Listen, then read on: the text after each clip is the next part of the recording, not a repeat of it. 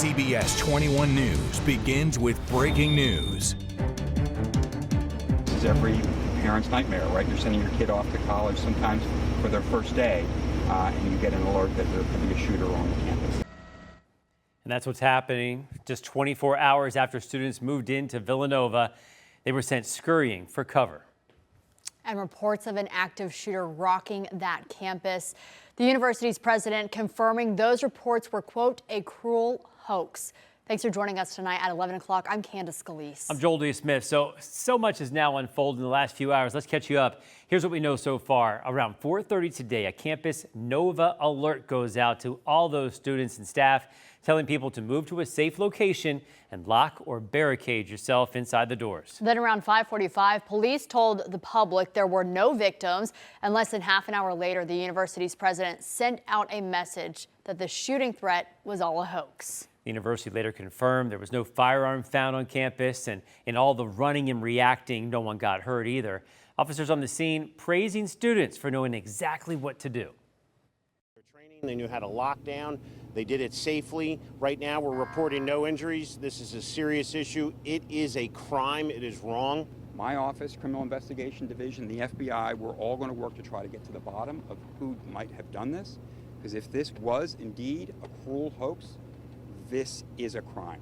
And we will track you down if it's the last thing we do. And again, all of this took place just hours after students moved in. CBS 21's Yasmin Cowan had a chance to talk to a number of students this evening, just still coming to grips with what they saw today. Yeah, she's joining us from the university. It was a terrifying moment for students, staff, and everyone on this campus after receiving an alert of an active shooter here at Villanova University. But now that it was confirmed as a hoax, some feel relieved and others still feel chills through their bodies. You know, you hear the rumbling of people, right? And then you look over and then you see people screaming and then someone says active shooter and it's just go, go, go. A time to welcome new students and their families turned into pure pandemonium after hearing reports of an active shooter. It left everyone scrambling and seeking shelter during the first-year student orientation mass. The campus sent into a lockdown as students were told to barricade themselves in their rooms, according to Villanova University. And all of a sudden, I just saw people running like a stampede. It was just insane. And then the people behind us, they say there's an active shooter. They got a text and they said, like, let's go. And we just booked it. The threat took over the university's opening day, which included events like a resource fair, a family picnic, and an opening mass. But as this event broke down, prayers were quickly offered by many online, including Pennsylvania Senator Dave McCormick, who said, "I'm aware of and monitoring the situation at Villanova. We are praying for the safety of students, faculty, law enforcement, and everyone on campus." I had my brother slam my head to keep my head down, and I actually got separated from my family in the moment. Were separated.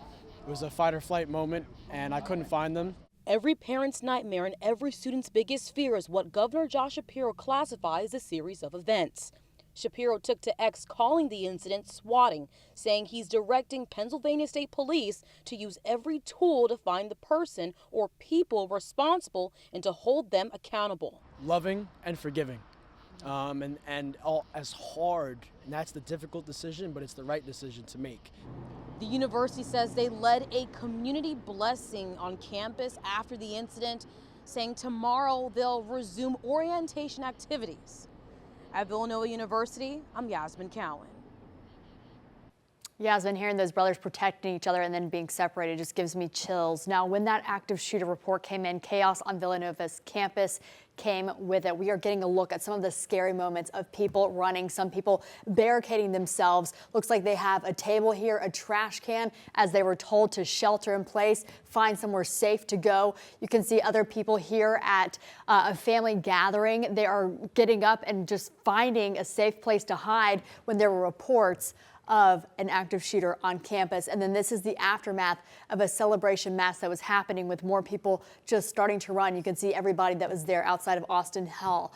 I want to show you this too. This was the orientation mass. This is where students and families gather as kind of that start of the new school year, right? So they're welcoming new people, but you can see everybody getting up and leaving when they got that alert about what was going on, which we now learned was a hoax. So tonight I spoke with an alumna of Villanova University who was at this same mass when she was a freshman. She says seeing all of this brought back so many memories. She was actually leaving work near campus this afternoon when she saw a helicopter and then a bunch of police activity.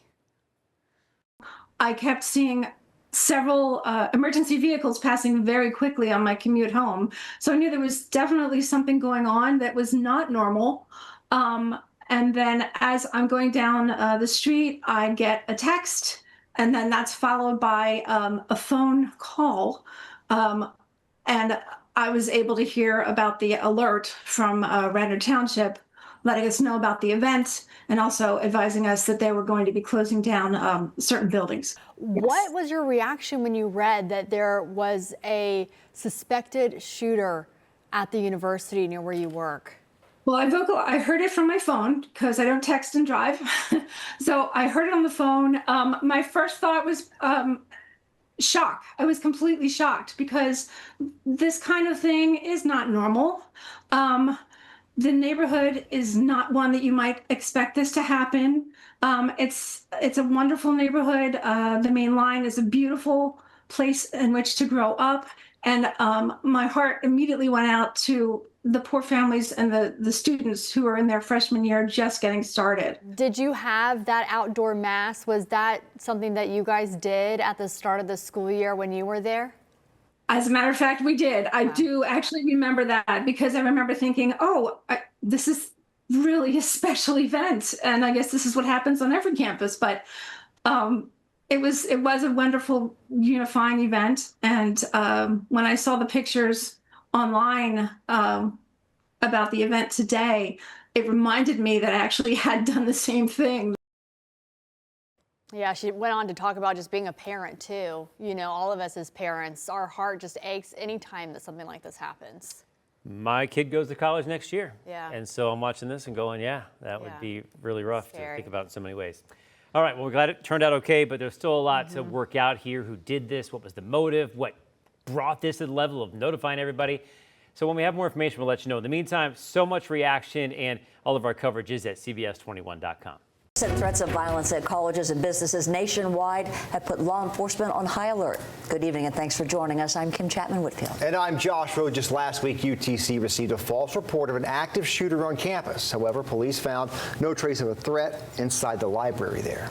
A similar situation at Villanova University in Pennsylvania last week. Federal officials are warning these false calls are costly to law enforcement and take away time from real life-threatening situations. Fox Channel News' Ray Collado spoke with one expert about the mental toll these false reports can take on law enforcement and the people directly impacted by them as well.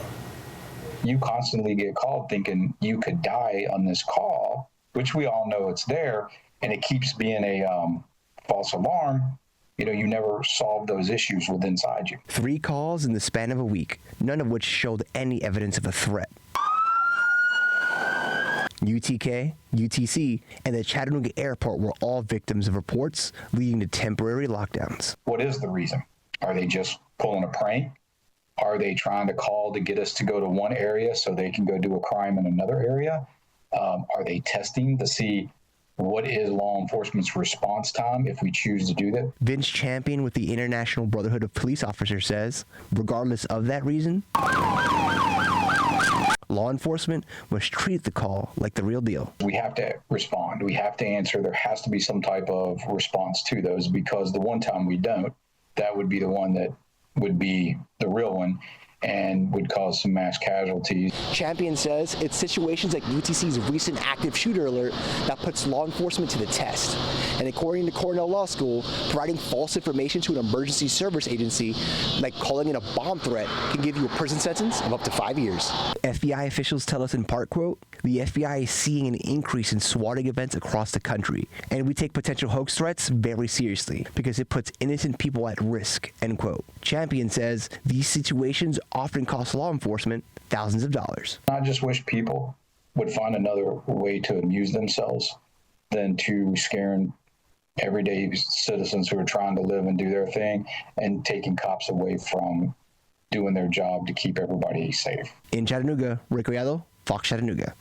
There was also a similar call yesterday in Columbia, South Carolina, just like today's calls. Once last week, University of South Carolina campus police said someone reported seeing an unknown person at the library, and the 911 call had gunfire in the background. 2 students were hurt in the chaos of leaving the library. There was no evidence of a shooter there on campus. Well, tonight the governor wants to see some swift action after Sunday night's false report of a shooter at USC sent that campus into a tailspin. School officials say they were the target of what the FBI calls swatting, fake calls that are dangerous for both first responders and anyone caught in the middle of the chaos they kick up. Our Megan Gagno following that story today and has more on what comes next. Somebody needs to go to jail. Some strong words from Governor McMaster about Sunday night's shooting hoax. Swatting has been affecting public spaces like college campuses for years. The calls are intended to create chaos by drawing a heavy law enforcement presence to large crowds or spaces. That is a crime, and it has impact. Could have been a lot worse than it was. Maybe next time it will be worse. It's a felony to make a false police report if that's one of a felony. So saying that there's a shooting, that would clearly be a felony. So making a false police report where police respond, that could be up to 5 years in prison. Columbia attorney Tyler Bailey says swatting needs to be looked at closer, considering the number of cases seen in recent days and the threat of new and improved technology. USC is one of several universities targeted by swatting calls in less than a week. A man called 911 twice Sunday night, saying he saw a person with a gun inside the Thomas Cooper Library. The first call came at 6:30 and the second just 2 minutes later. Both calls had background noise that sounded like gunfire, making the threat appear real. School officials sent out a Carolina alert to students, staff, and parents about an active shooter. It's the first time they've had to use it for something of this nature. We live in a society these days, unfortunately, where we have soft spots and mass shootings, and swatting and having an overwhelming law enforcement presence who shows up on Sunday afternoon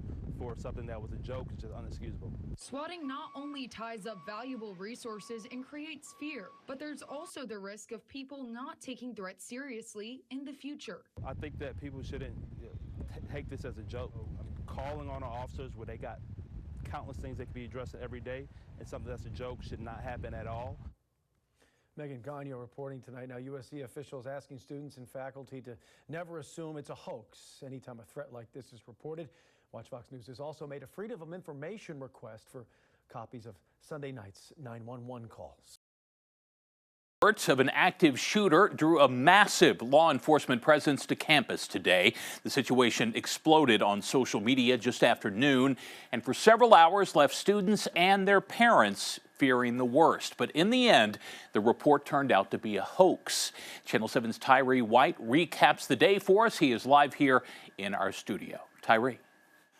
Yeah, Chris, when you hear the words active shooter, you can't help but to think about countless tragedies where the threat was real. So to see that this wasn't one of those tragedies is the best outcome parents, students, and staff could have hoped for. Just another day on U of A Fayetteville's campus quickly turned into one filled with fear and uncertainty. Just before 12:30 Monday afternoon, a campus-wide alert system known as Raise Alerts warned students and faculty of a report of an active shooter on campus.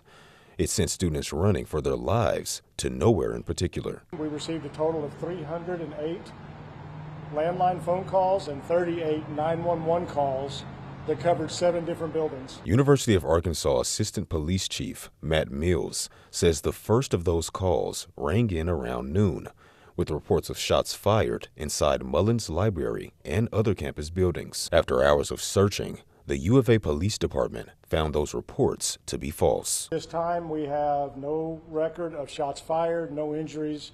It's looking as if this was another swatting or hoax call. Just in the month of August alone, there's been 6 other false active shooter reports at universities across the country. And even though today's reports weren't true, it's important to know what to do in case one day they're real. Training, or the best reaction you can have, is prior training. And we tell people that not because that's something that we provide. It's to actually save lives. Monty Mills is an active shooter training expert with Safe Haven Security Group, LLC. Mills says in an actual active shooter situation, you should avoid the threat, deny the threat entry to wherever you are, defend yourself if you come in contact with an active shooter. It's a process Mills says law enforcement followed perfectly today. You do that to save one life, one casualty, even if it is somewhat may seem a little over the top for some. Oh, it was a hoax. Why did they go through all this? For one life, for one casualty to be avoided. That's why. With the help of other law enforcement agencies, including Springdale PD and state police, UAPD responded to the scene and cleared out all the buildings by 2:45 p.m. Police confirmed no active threats on campus and classes were canceled for the rest of the day. U of A Assistant Police Chief Matt Mills says they're starting to look at where the false phone reports came from, but right now they don't know. Mills also says charges could come for those responsible if found, and UAPD would work with prosecutors to determine what those charges would be. On your side, I'm Tyree White. Okay, Tyree, thanks so much.